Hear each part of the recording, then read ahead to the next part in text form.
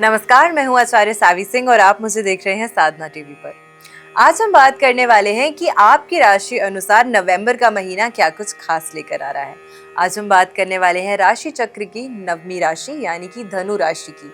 Sagittarius के लिए ये महीना क्या कुछ खास लेकर आ रहा है। नवंबर का महीना आ गया है, दिसंबर इज ऑलमोस्ट हियर, तो यानी कि ये लास्ट के जो 2 महीने हैं इस पे सबकी निगाहें जो है वो बनी रहती हैं कि क्या जाते जाते ये साल आपके जीवन में कुछ कमाल करने वाला है, कुछ खास देने वाला है या नहीं। तो आज की वीडियो में हम आपके प्लैनेट्स के गोचर को भी जानेंगे, ट्रांजिट्स को भी समझेंगे, इस महीने के पंचांग को भी जानेंगे और साथ में ये भी जानेंगे कि कौन सी एक विशेष रेमेडी है जो आपको जरूर करनी चाहिए जिससे आप अपने लिए इस महीने की ऊर्जा, इस महीने की एनर्जी को और ज्यादा बेहतर कर सकते हैं। सबसे पहले पंचांग को जानते हैं क्योंकि इस महीने की शुरुआत ही बहुत ही ज्यादा सकारात्मक ऊर्जा से, पॉजिटिव एनर्जी से हो रही है।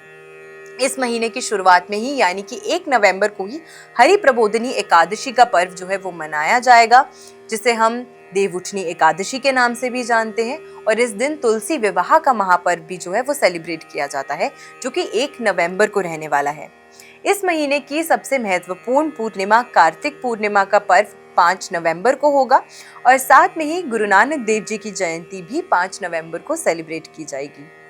11 नवंबर को देव गुरु बृहस्पति वक्रीय मूवमेंट में चले जाएंगे, जो कि अभी तक मार्गी चल रहे थे, लेकिन शनि देव जो ऑलरेडी रेट्रो मूवमेंट में थे, ऑलरेडी वक्रीय चाल चल रहे थे, वो फाइनली 28 नवंबर को मार्गी होने वाले हैं। तो ये तो सभी के लिए एक अच्छा शुभ संकेत जो है वो साबित होगा। अब हम बात करते हैं प्लैनेट्स के ट्रांजिट्स और गोचर की। आपकी राशि के लिए सबसे महत्वपूर्ण प्लैनेट जो माना गया है वो है आपकी राशि के स्वामी जो है देवगुरु बृहस्पति। इस समय के दौरान 18 अक्टूबर से यानी कि धनतेरस के पर्व के दिन ही देवगुरु बृहस्पति उच्च की राशि यानी कि कर्क राशि में गोचर कर गए थे और आपकी राशि के स्वामी का उच्च की राशि में प्लेस्ड होना काफी सकारात्मक प्रभाव आपके जीवन में डालेगा। लेकिन क्योंकि 11 नवंबर को यही देवगुरु बृहस्पति वक्रीय मूवमेंट में भी चले जाएंगे और नेचुरली देवगुरु बृहस्पति धीमी गति से चलने वाले ग्रह माने गए हैं, तो जब भी धीमी गति से चलने वाले ग्रह गोचर करके वक्रीय चाल में आ जाते हैं वो अपने प्रभाव को थोड़ा सा कम कर देते हैं। इसी कारण से आपके लिए और भी ज्यादा इम्पोर्टेंट हो जाता है कि आप अपने इस ग्रह की ऊर्जा को और ज्यादा बलवान करें और ज्यादा स्ट्रॉन्ग करें। देवगुरु बृहस्पति आपकी राशि के स्वामी होके आपकी राशि से अष्टम भाव में ट्रांजिट कर रहे हैं और अष्टम भाव में रेट्रो मूवमेंट भी करेंगे। नेचुरली ये जो प्लेसमेंट है लग्न के स्वामी की अष्टम भाव में, ये बहुत ज्यादा सकारात्मक प्रभाव नहीं डालती है, तो आपके लिए कुछ हेल्थ इश्यूज जो हैं वो विशेष करके बढ़ते हुए भी इस महीने के दौरान आपको डेफिनेटली नजर आ सकते हैं। इसी के साथ अगर हम बात करते हैं तो आपके लिए इस महीने के दौरान कुछ खर्चे जो हैं आपके वो भी बढ़ते हुए, खर्चों में बढ़ोतरी नजर आती है। मंगल इस महीने के दौरान वृश्चिक राशि में ट्रांजिट कर रहे हैं, जो कि आपकी राशि से 12वें भाव की राशि है। सबसे पहले इस महीने के दौरान आपकी राशि से 12वें भाव की राशि, जो कि नेचुरली व्यय का स्थान माना गया है, जो एक्सपेंडिचर्स का भाव माना गया है, लॉस का भाव माना गया है, वहां पर त्रिग्रही योग जो है वो स्थापित होगा। सबसे पहले यहाँ पे त्रिग्रही योग जो स्थापित होगा वो रहने वाला है शुक्र का, मंगल का और साथ में बुध का। इसी के साथ में शुक्र मंगल के साथ सूर्य का जो त्रिग्रही योग है वो भी 16 नवंबर से यहाँ पे स्थापित हो जाएगा। तो ऐसे में कंटिन्यूसली आपके लिए इस महीने के दौरान जो भाव सबसे ज्यादा ऊर्जा एक्टिवेट कर रहा है वो आपके लिए 12वां भाव है। 12वां भाव विदेश यात्रा का भी भाव है और व्यय का भी भाव माना गया है। ऐसे में हो सकता है कि इस महीने के दौरान आपको विदेश यात्रा करने के भी कुछ अच्छे अवसर जो हैं वो प्राप्त हो, लेकिन हो सकता है कि उससे उतना लाभ जितना आप चाहते थे उसमें कहीं ना कहीं थोड़ी सी कमी आती हुई भी नजर आती है। इस महीने के दौरान शुक्र ग्रह जो है वो आपके लिए 12वें भाव में प्लेस्ड है और अगेन यहाँ पे शुक्र ग्रह की प्लेसमेंट 12वें भाव में आपके कुछ खर्चे जो हैं वो बढ़ा सकता है। तो हो सकता है कि कुछ लोग अपने लिए कुछ लग्जरी आइटम्स परचेज कर रहे हैं, कहीं घूमने फिरने का सोच रहे हैं, कुछ प्लानिंग कर रहे हैं, तो उस वजह से हो सकता है कि आपके खर्चे जो हैं इस महीने के दौरान वो अधिक बढ़ते हुए आपको कुछ नजर आएंगे।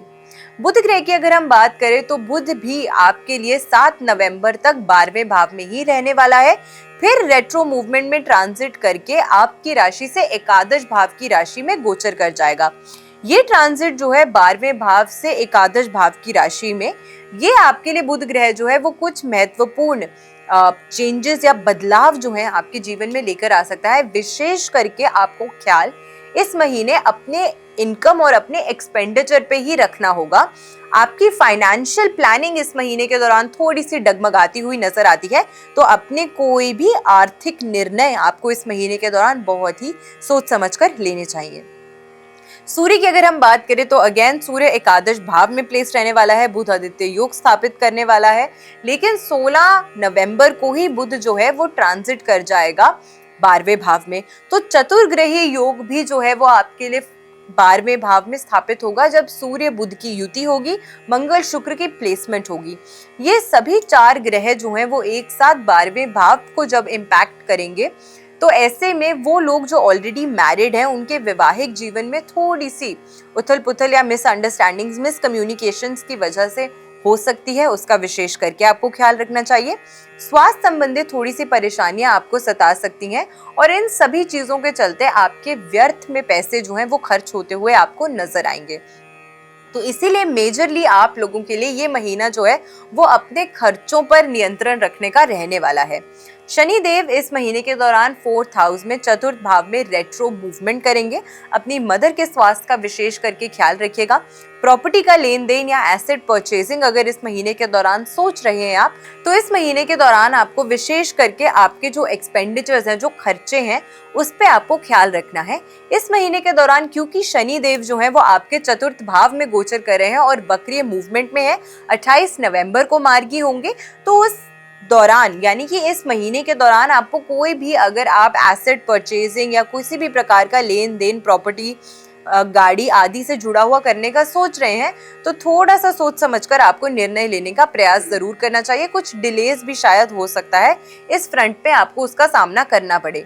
राहु तृतीय भाव में और केतु नवम भाव में धार्मिक यात्राएं जो हैं आपकी इस महीने के दौरान बढ़ाती हुई नजर आती हैं। धर्म कर्म के काम में आपकी रुचि जो है वो बढ़ती हुई नजर आती है। वो लोग जो किसी प्रकार से कुछ धार्मिक पढ़ाई करना चाहते हैं, कुछ एजुकेशन करना चाहते हैं, उसमें अच्छी वृद्धि होती हुई नजर आती है।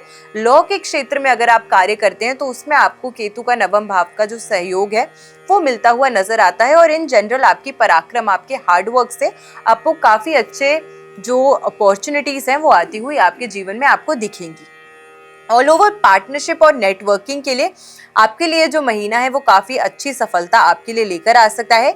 इस समय के दौरान आपके जो फैसले हैं वो आपके भविष्य को काफी ज्यादा इम्पैक्ट करेंगे, तो इसीलिए कोई भी निर्णय ले रहे हैं तो थोड़ा सा सोच समझ के लीजिएगा, ताकि आपको वाकई में भरपूर सफलता आने वाले समय में देखने को मिल सके।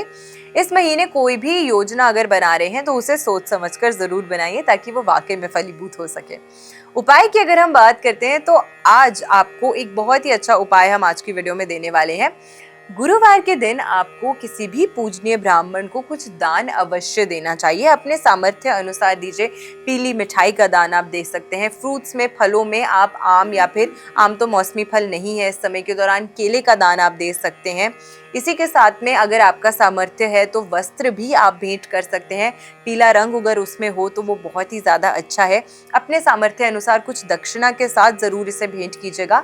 ये चीज़ें करना अगर आपके लिए पॉसिबल नहीं है तो आपके आसपास घर के जो भी मंदिर है वहाँ पे धर्म से जुड़ी हुई कोई भी पुस्तकें या किताबें अगर आप दान देते हैं तो उससे विशेष करके आपको लाभ मिलता है। तो ये छोटी छोटी रेमेडीज करके आप अपने लिए नवंबर के महीने की ऊर्जा विशेष करके अपने लिए बहुत बेहतर कर सकते हैं। मैं आशा करती हूँ आज की वीडियो आपको पसंद आई होगी, इन्फॉर्मेटिव लगी होगी। वीडियो को ज़्यादा से ज़्यादा लोगों तक शेयर करना मत भूलिएगा और चैनल पे नए हैं तो चैनल को सब्सक्राइब जरूर कीजिएगा। ऐसी बेनिफिशियल वीडियोस के साथ फिर से लौट कर आएंगे हम इसी चैनल पे। मैं आशा करती हूँ आपका दिन शुभ रहे। नमस्कार, जय माता दी।